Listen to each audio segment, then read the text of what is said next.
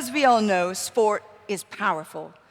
It can teach an individual many core values, such as, for example, collaboration, discipline, respect, courage, perseverance, fairness. But in a wider, more collective sense, as Nelson Mandela once said, sport has the power to change the world. It has the power to inspire and to unite people in a way that little else does. So in other words, sport has a transformative effect in breaking down that which separates us by actually bringing us together in a much better, more powerful way. So a very important discussion that we have for you now, brought to you in collaboration with Yunus Sports Hub, geared around how sport can truly change us all in a more meaningful and impactful way.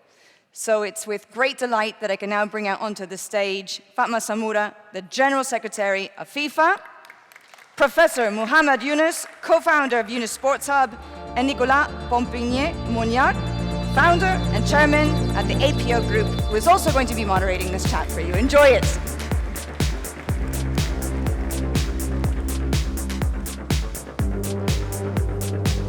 Yeah, got it. Okay. Fatma, Professor Yunus. Thank you.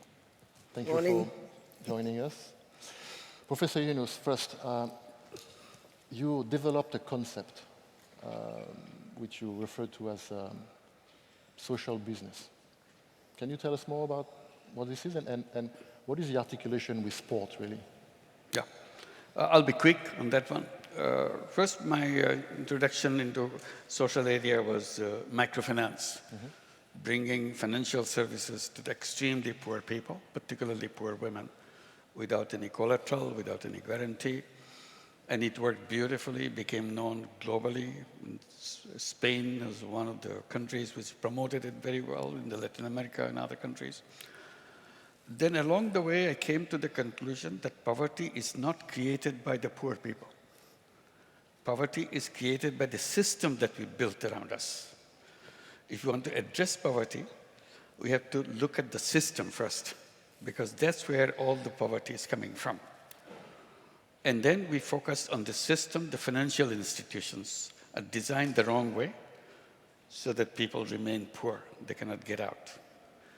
Then looked at the concept of business. I said the core of economic theory is about the business concept that we built. Business means maximization of profit. Yes, indeed. You have to make money, tons of money. That's a business. Yeah. I said, that's a wrong idea, built on a wrong concept. That human beings are assumed to be driven by self-interest, meaning human beings are all selfish beings. I said, that's wrong. Human beings are selfish and also selfless. That part of selflessness is completely removed from economic theory. I said, if there is a business for the selfishness, maximize profit, there should be a business to solve human problems, collective problems, without any intention of making money. So there's the second type of business, and we called it social business. When we created a lot of those businesses to help people to get healthcare.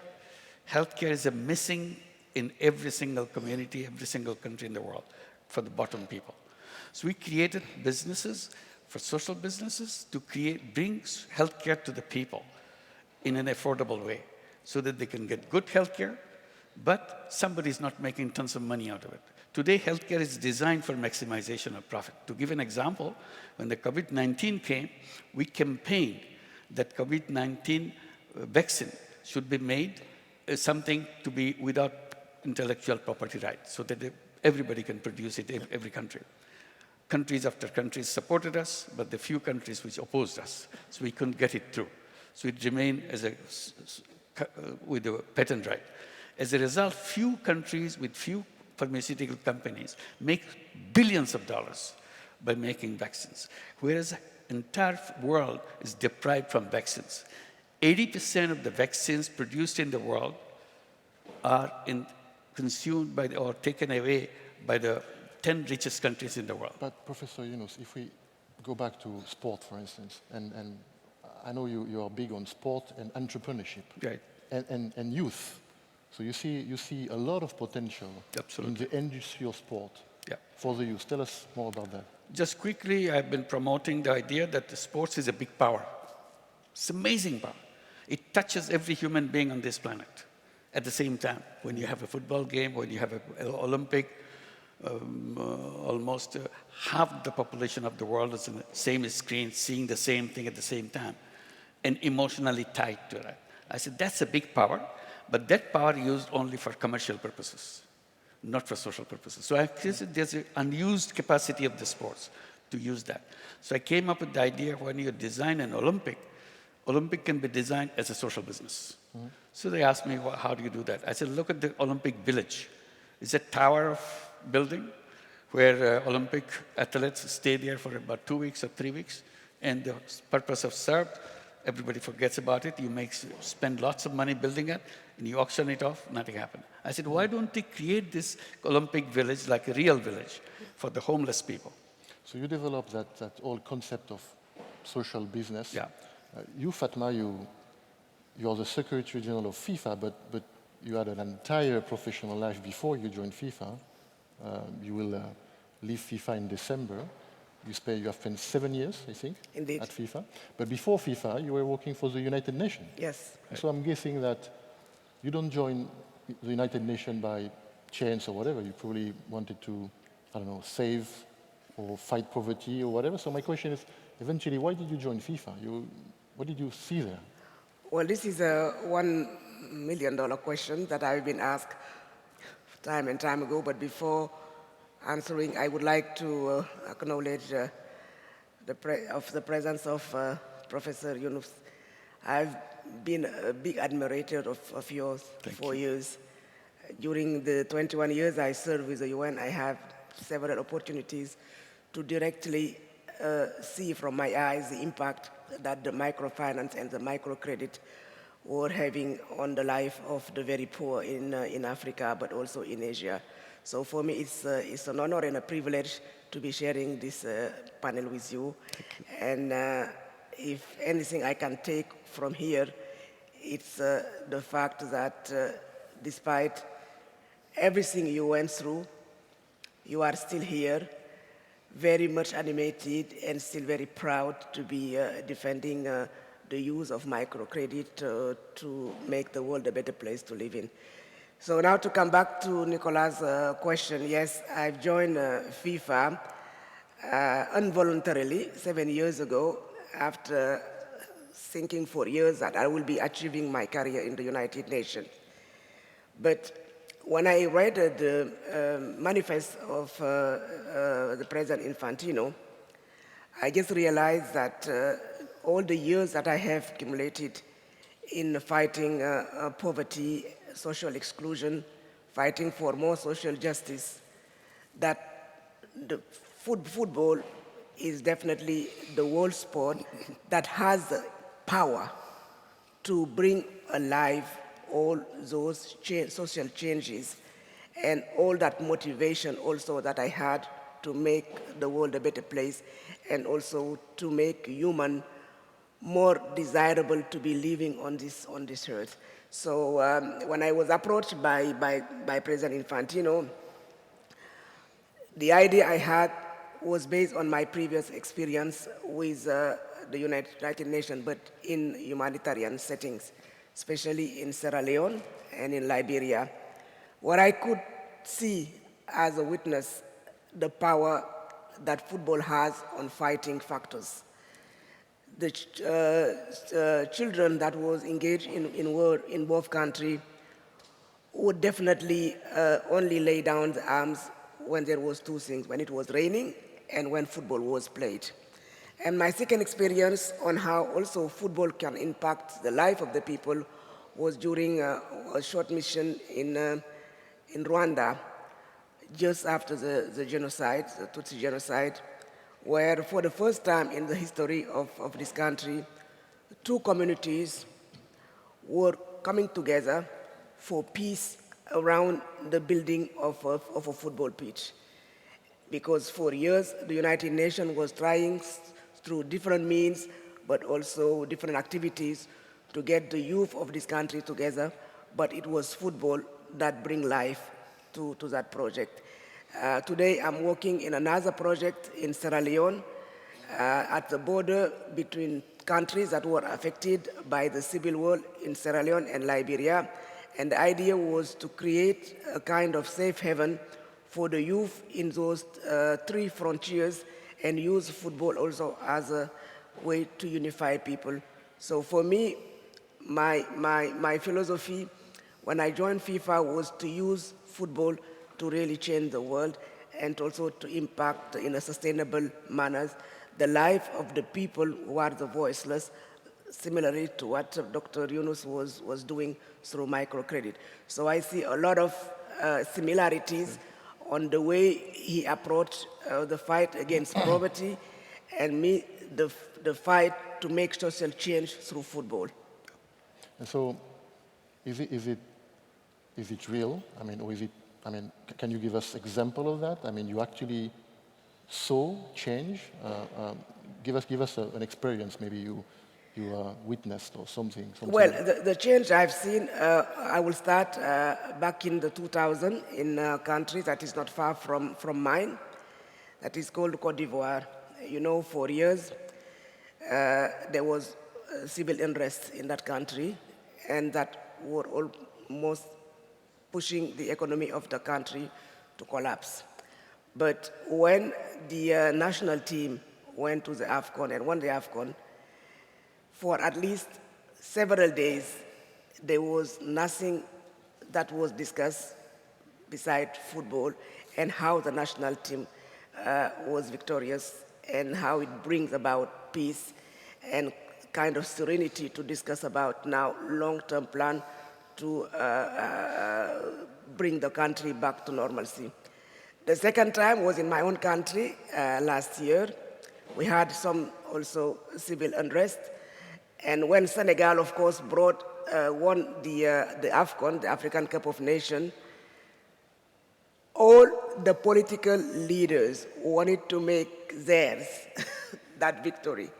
And also in Dakar, we've seen all of them rushing to the airport to welcome the Lions of Teranga.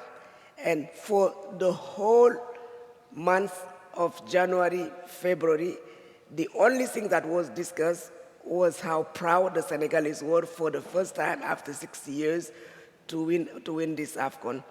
And I think for many years, the actors of football have neglected that aspect, the role, the positive role that this sport that is the most popular in Africa, but also in other parts of the world can play.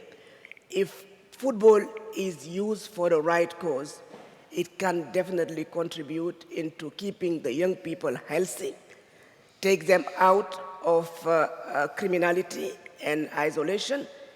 And you know that when in a poor community, one of their child has been successful, it is spread throughout the community. I was watching, when I was coming here, the video that was posted by Sadio Mane, a very proud Senegalese football player. And when people were telling him, how come you are using a broken phone? You are making 600,000 pounds a week as a player. He told them, look, when I was poor, when I was young, I used to play without proper shoes. I'm coming from a very remote village that nobody even knows. Personally, I did not know his village before he mentioned it. And through my earnings as a football player, because I know that the career of a football player is very short, I'm helping my community. I think he built one of the most advanced hospitals in his village. He built also many schools. And every month, every single soul in that community, in that village, received 100 pounds from him. And his answer was, rather than expending my money on expensive luxury cars, on having all the phones I can only use once at a time, I rather support my community to emerge from poverty. And these are few of the examples of how when you are a successful football player, you can also represent your community because for the many children in that village, Sadio Mane definitely represents a role model. And we would like to use those role models in football as part of our FIFA Legend program in order to show the people that you can be poor, but through effort and through also resilience, you can overcome all part of all those problems, similarly to what microcredit is also doing to small and vulnerable communities. With microcredit in Madagascar, for example, I used to work with two institutions. We were going to the most remote community. But once their basic needs were satisfied, the next thing that they will ask, can we have a playing ground for our children? So it means that once their basic needs are satisfied, the next one goes to sport because they want to remain healthy also to be able to support the community. So for me, I don't see divergence between what Professor Yunus is doing and what FIFA today as an organization that is leading changes in the world is promoting as values. And so once again, thank you, Professor, for being here with us.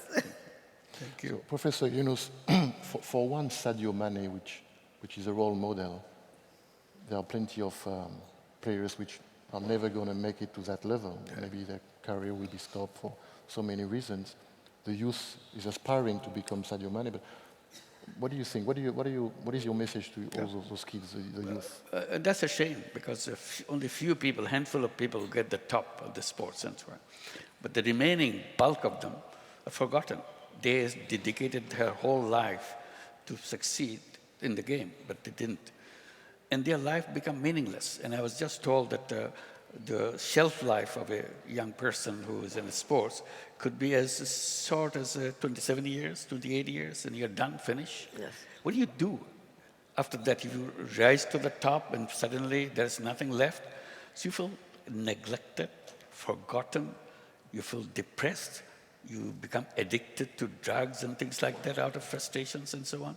So we said, no, it shouldn't be like that. Sports itself has a big power to hold all of them together, not just to the top. So we said, why don't we help them convert into entrepreneurs? That's the program that we continue. Tell us and that's more a about social business.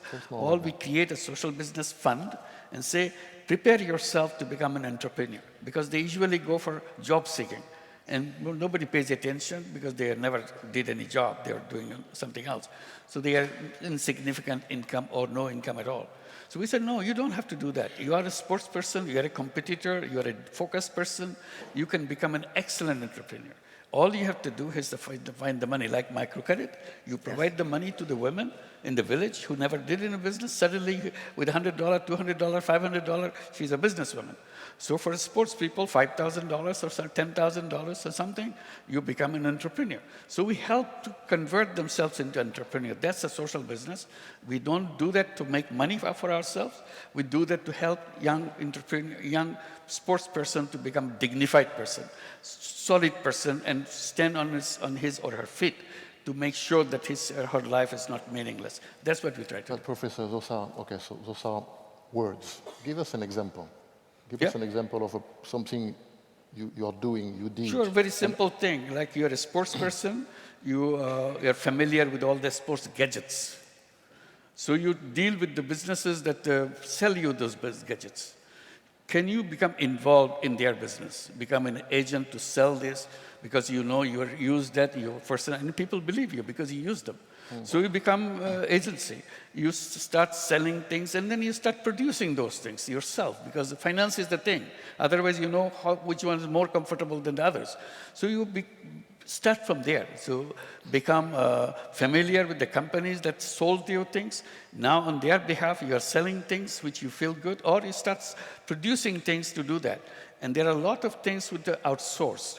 A lot of things which your procurement of the sports events that you produce. So one of the rules that you can adopt in your sports thing, procuring from social businesses, procuring from people who are starting their business among the athletes. And that's your first priority before you organize things. Whatever you use here, this first source will be the people who were involved in sports. Now they're retired from sports, you support them first, then go someplace else. But I mean, to deliver an international sports event these days, absolutely, you need well-established companies, right? Yes, indeed.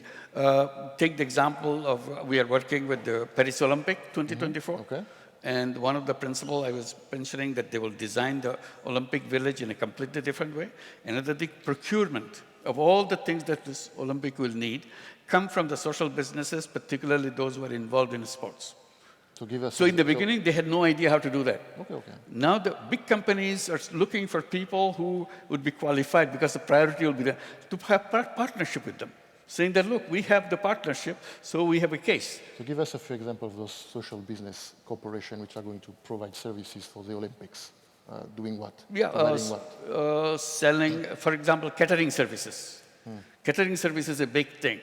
So usually you give a contract to big companies who are experienced and do the catering service for millions of dollars worth of catering and so on. They said, no. You give focus on the people who've never been to catering service because they were involved in sports, they are refugees, they are poor neighborhood people and so on. Engage the catering people, top people, to train them so that they become the candidate for catering themselves. And if you find good quality thing coming up, you can offer yourself as a joint venture between them and you. So that you have created this, because actual business has to be operated by them, not the big companies. Big companies will be providing the financing and so on and so forth, and the training part of it. So this is what is happening in the Paris Olympics. So only 1 year from now, you'll see a lot of these changes taking place, because simply your mind is reoriented. You are spending over 7 billion euro on the Olympic, and usually you give big contracts to big companies and forget about it. Now it's not like that. The big money will come to the big people at the bottom so that they can participate and it become their Olympic, not the big company's Olympic. So, Fatma, if we discuss about the continent of Africa, I know the president of FIFA, Gianni Infantino, made an announcement a couple of years ago about launching a huge infrastructure program on the continent to build, I believe, one stadium at FIFA standards in each African country. You think there is room in that project for social businesses? And by the way, where are we on that project? Well, yes, back in February 2020, just before COVID hits the world, during a forum in Rabat, indeed, President Infantino promoted the building of infrastructure for all the countries in Africa. Just to put things into context, in Africa today, out of the 54 countries that are playing the AFCON, 26 of them cannot play in their own territory because they don't have a national stadium that meet the minimum requirement to host international competition. And definitely, when you are playing all your home and away matches outside your country, it means it costs you more money.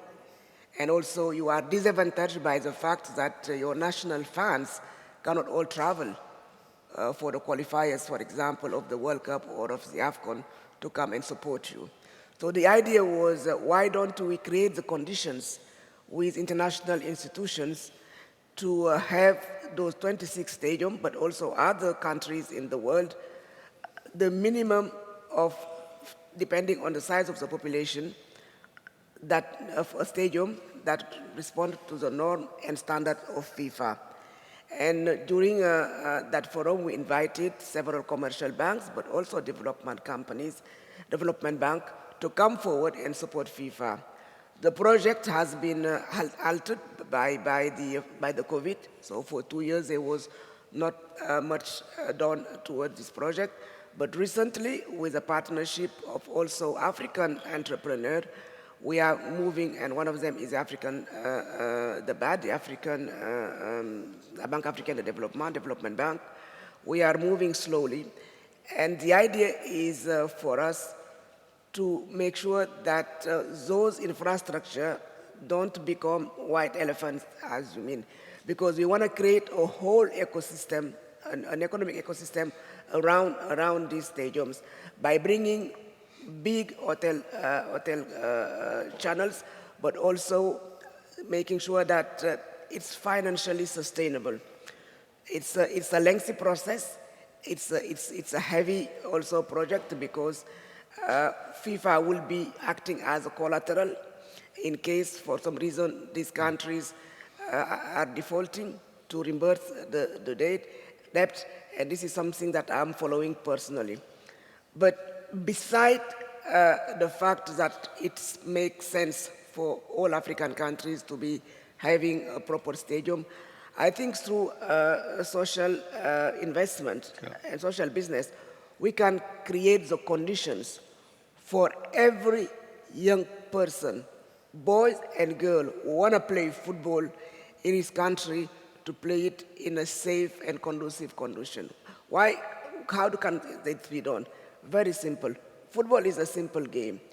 The idea was to create an alliance with all the major mayors of the world, especially in countries, in continents like mine, and to ask them to give for free 1 hectare of land that FIFA will be using to build minimum conditions for these young people to be playing football. And this is something that I firmly believe will be supported, provided we make sure that there is equal treatment for boys and the girls, because I don't see anybody who's concerned about the youth in Africa not coming forward. And we don't have to have a high standard stadium. We just need maybe a graveled or a flattened field. And this is something that Professor Yunus, I would also like your thought. How can we mobilize communities for each small neighborhood to have a minimum condition to play football? Land is the main issue in the cities, but I think in the interior of the country, in the countryside, that should be easy to do. Can we, as FIFA, establish a relationship with your own corporate business in order really to promote that kind of football of proximity, as we say in French? Just having the bare minimum to also support the youth who really is today tempted by drug consumption, alcohol consumption, dropout in school, small and petty crimes, to really focus on sport, to keep them healthy, but at the same time to give them the possibility for those who will never become a Mane or a Salah to also become a referee or a young sport journalist. And these are things really that can be done with minimum investment. Professor, Can I just quickly add a little Absolutely. bit? Absolutely. Yeah, just continue on that. First thing to say that if there's a will, there is a way. So in order to create that will, you have to be crazy imagination. The normal thing doesn't excite people. It's a crazy thing. Then you have an imagination and follow the imagination. For example, having women football team was a crazy idea. Who ever thought of women playing football in public and so on in Muslim country? And it happened in Bangladesh. The women team. Now women team is winning all the cups. Yes. Where the boys team are still not winning anything. There's a tension now going on. They said, this is not football they're playing, but they're winning the games. They're bringing the cups from other countries and so on. So there's a tension, very creative tension going on in a Muslim country. Women team bringing cups. They're doing better than the Yes, men. Let's put it that absolutely. way. This is a crazy thing. So you create a new situation. A new tension comes up. It pushes the whole thing in a social direction, in a more success. So this is the point I wanted to raise. And we are invited now by Milano Cortina Winter Olympic. Because of the success and the idea that we created in the Paris Olympic, they said, we want to do better. Whatever you have done with the Paris, you come up with crazy ideas so that we can do it in Milan Cortina Olympic. So once you get into that path, newer things will happen. Not that in the first round you succeed everything, nothing. You tried it out, you come up with a better idea, better things to do. So this is second one, a third one, and fourth one comes. This is the direction we have to go. Do crazy thing. If you have will, you'll have the way. Are you ready to do crazy thing with FIFA? Sure, absolutely. We're ready. Ready. And I think I fully agree with Professor Yunus. In Muslim country, women football is booming. We've seen in Iran really the appetite that women have in playing football. We've witnessed at the last World Cup the really superb pathway of Morocco. The men went up to the semifinals, and the girls reached the knockout phases. And I always use the examples of Morocco as something that people should learn from, as you said. You need the political will to make things happen. And Morocco definitely has this political will to promote women football. When I was in Morocco during COVID time, it was not long ago, there were hardly women football. Yeah. There was none. They never attended, they never even participated to any AFCON competition. This year, we've seen the progress. I'm sure in 2027, there will be more. It was the first Arab country to participate to a World Cup and to go to the knockout phase. It means that nothing is impossible. If you have the will, and the president of the federation is a very active defender and promoter of women football, and I say the same with the ruler of the country, and then we've seen the result. And I really hope that, what you say, when we motivate competitions, especially by pushing women to go beyond the borders that are established by society, the competition becomes healthy. Because I'm sure today, with the World Cup being played in 2026 in America, in Canada, and in Mexico, the men will try their best to go beyond what the women have taken football. It's going to be very difficult for America because the girls have been 4 times the winners of the World Cup, but it's a source of motivation. And this is really the power, again, that I'm saying about the fact that football is the biggest unifier. It's a unique equalizer. When women play football, the impact in society is immediate. Those girls are looked up to as role models. They come and contribute, and it's the best way for FIFA to pass on messages. And that's what we have been doing in many countries, including in countries that are marred by gender-based violence. Back in December 2016, when I had just joined FIFA, we used several women football legends to go to Papua New Guinea, because in this part of the world, in Oceania, gender-based violence is deeply rooted, unfortunately, in society. And women are killed just because they are women. And that's because also something that society does not fight. But we used the football legend we had to try to educate young boys, and telling them, no, that's not a good thing to be fighting women or to be beating women. You need to accept them as an equal part of society. And those are really all the good things that football also can bring to the community. It can change the mindset, especially if the message is conveyed by somebody who looks like the people that that person is speaking to. So really, power of sport to change the world, and the power of football to make the world a better world is something really that we should be working all together towards, and it's possible. It's possible. We've seen it. And I know that when Morocco, for example, went to the semi-final, nobody would believe. We were thinking that Senegal may be the one that will be representing Africa, but at the end, the surprise was good for the continent, and also it motivated more young people to embrace football as a career and also as a way to bring back what they learn, their knowledge, but also their experience, and back to their community. So, yes. And Professor Yunus, I understand you're going to meet the president of FIFA quite soon? Yes, looking forward to it. Yes, indeed, I will tell the same stories. It's an amazing thing that the power that you hold. This is just a little game that you applaud people on the field, players on the field. The whole world is watching it. You are holding their patience, their will, their excitement in your hand. That's the power.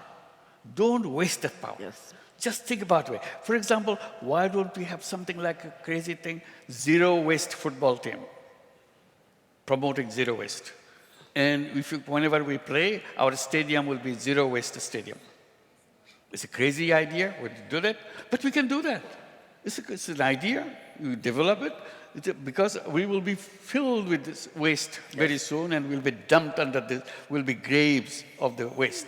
But we can start with the zero waste movement, and we create a zero waste generation through the football. This is a team that we adopted, and we came out. The first solution was not the best solution, but we finished it, we finalized it, we can start improving it. Many ideas keep coming into it, and suddenly we said, it's possible. We gave the whole world a zero waste mechanism of living together in this planet. Something like that. You adopt a thing.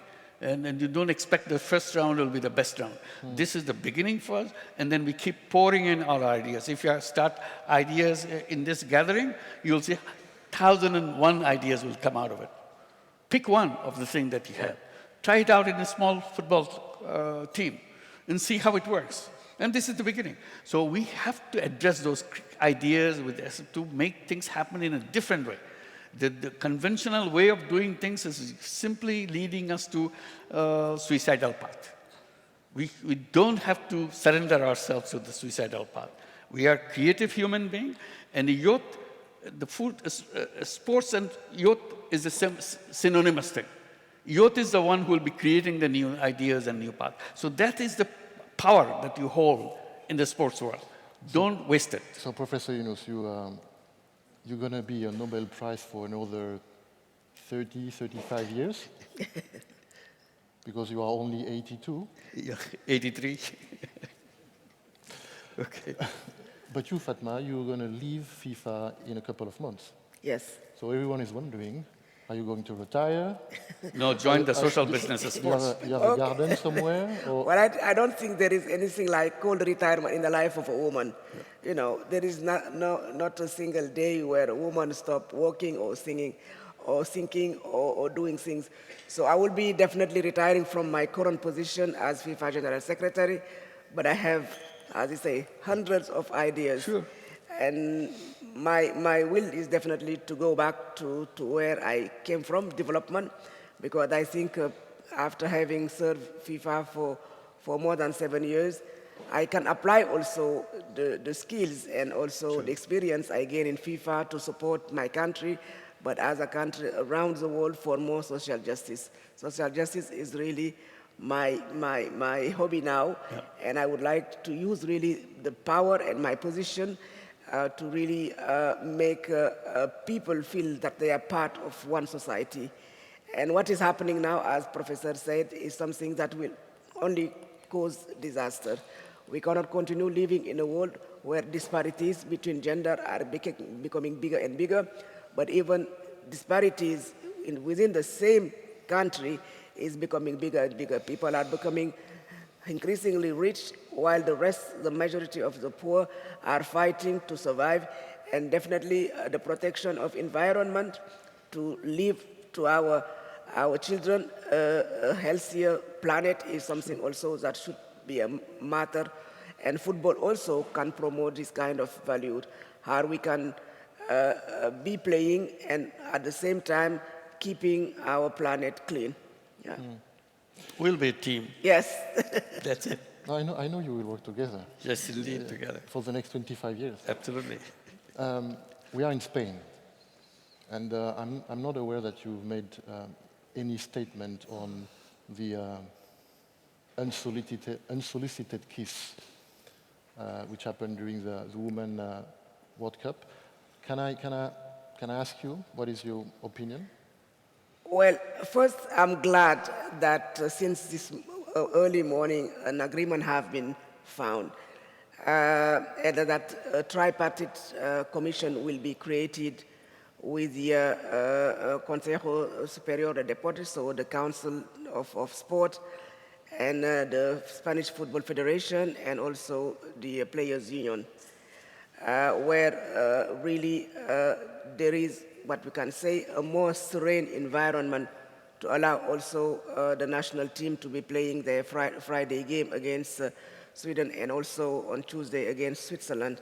So it means that finally I think we are seeing the end of the tunnel of this saga that really prevented the whole world to celebrate this historic victory of the Spanish national team.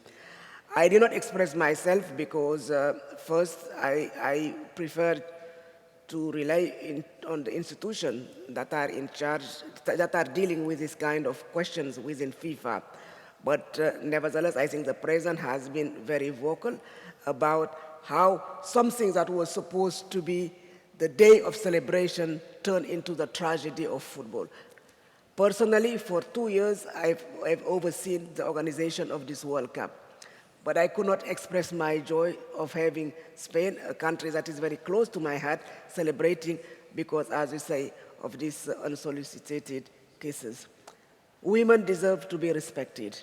And women in sport in general sometimes faces this kind of discrimination that should not happen. I mean, we organize football to give joy and pleasure to the players first and to the nation that are winning second and to the world fan third. But what happened in Australia should not repeat. As football leaders, we have to observe certain behavior, and we have also to respect the players. And I think the players made it very clear, and now let's focus on the ball. And it's been exactly today 1 month after that victory, and the headlines have never been about celebrating that victory, but rather having the focus on social media on what happened on the day of the handover of the medal. So let's hope that this will be the end of the saga, and that's taking it forward. All the minimum requirements that were put on those agreements will be fully fulfilled. And I will be inviting FIFA, even after my departure, to make sure that we also follow up on what was agreed yesterday in Valencia and this morning. Thank you. Well, Professor Yunus, thank you. Thank you very much. Fatma, thank you very much. Thank you.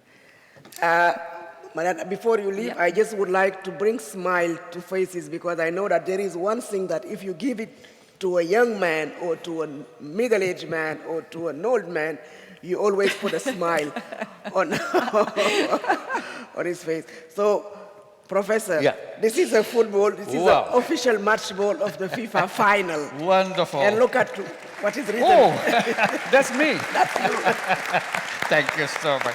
Thank you so much. Thank you. Wonderful. Can we take a picture? Thank you so much. Can we take a picture? Yes. And it's not over, because now you are part of the FIFA team, as Nicolas said. So you are invited also to play football now. Oh my God, I'm a player now. So thank you very much. Thank you.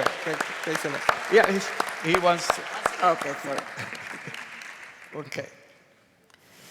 Muchas gracias. Muchas gracias. Thank you. Thank you so much. Thank you. It's wonderful. Thank you so much. Thank you. And Fatma, if I'm not wrong, I believe there's a little bit more, right? It's time to bring out Marianne as well as Jan. I think you have something for them as well. Yes. Another nice round of applause. Thank you.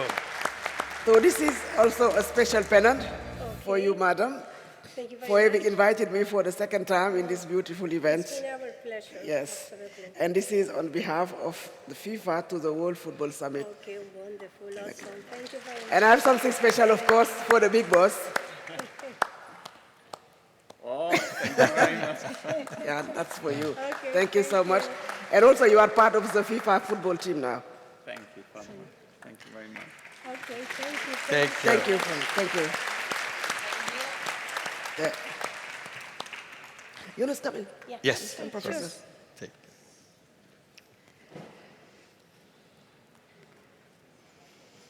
Thank you. Thank you so much. Thank you Thank very you. much. Lovely. Thank you. Thank you. Professor, Thank you. awesome. Really lovely. Thank you.